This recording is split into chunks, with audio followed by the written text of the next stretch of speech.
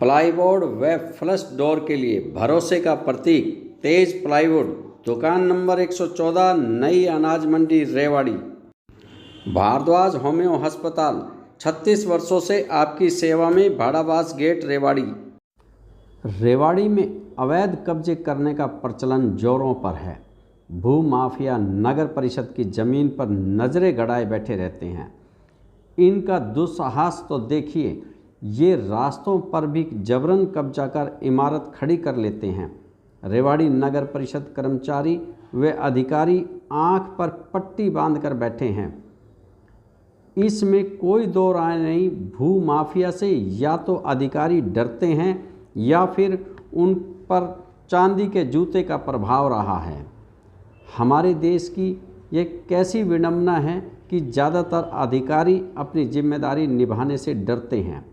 Ward number 3 से युवा नगर पार्षद प्रवीण चौधरी उर्फ शालू, जो नगर परिषद में अपनी बात प्रमुखता से रखते आ रहे हैं, उन्होंने अपने वार्ड में उन प्रभावशाली लोगों के खिलाफ मोर्चा खोल दिया है जिन्होंने नगर परिषद की ज़मीन व नाले पर कब्जा कर रखा है।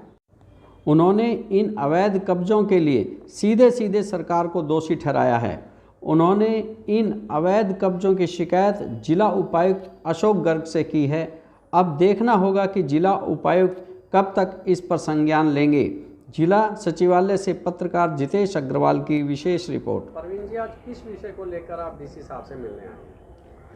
देखिए, हम सुबह लगभग 11:30 बजे यहाँ 50 से 100 आदमी और महिलाओं के बीच में हम पूरे समाज के लोग यहाँ पर आए थे और हम विषय है कि जो नगर परिषद की ज़मीन जो हमारे वार्ड नंबर 3 में यादव मोहल्ला है, उस पर कॉर्नर की नगर परिषद की ज़मीन थी, जिसमें 93 में, हम तो छोटे थे, खैर बड़े बुजुर्ग समाज के लोग बताते हैं कि उस ज़मीन के अंदर से नाला निकला हुआ था। तो वो नगर परिषद की पंचायती ज़मीन थी, जिस पे आज से 25 से 30 साल पहले सामुदायिक भवन बनाने के लिए प्रपोजल भी ऊपर गया था। परंतु आज ऐसा क्या होता है कि उसको कुछ लोग उसकी रजिस्ट्री करा लेते हैं और प्रॉपर्टी आईडी भी बन जाती है और उस पर कंस्ट्रक्शन का काम चला रखा है बिना मेरे को ऐसा लगता है ना तो कोई नक्शा पास हुआ है ना कुछ हुआ है।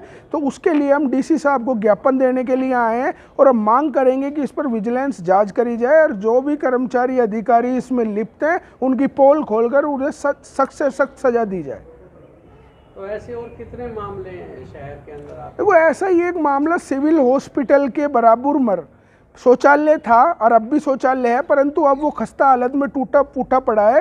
परंतु वहाँ शौचालय था तो बेचारी महिलाएं और जेंट्स जो भी सिविल हॉस्पिटल में आते थे तो वो वहाँ पर शौच के लिए शौचालय में जाते थे। परंतु अब ऐसा कुछ नहीं है।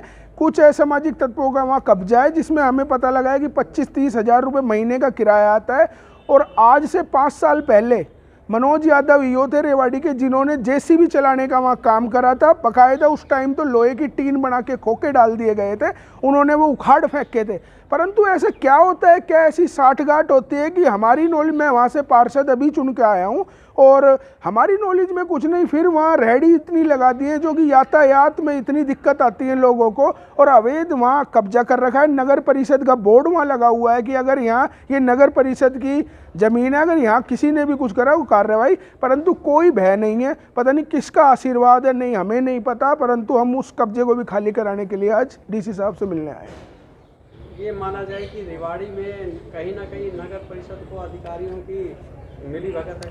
नहीं, देखो, ये तो जांच का विषय है, जांच के बाद पता लगेगा। हम बिल्कुल इसमें कुछ ना कुछ तो गड़बड़ है, नहीं तो आम लोग, हमारी तो हिम्मत होती नहीं कि नगर या किसी और बंदे की हिम्मत भी नगर परिषद की ज़मीन पर बैठ जाए।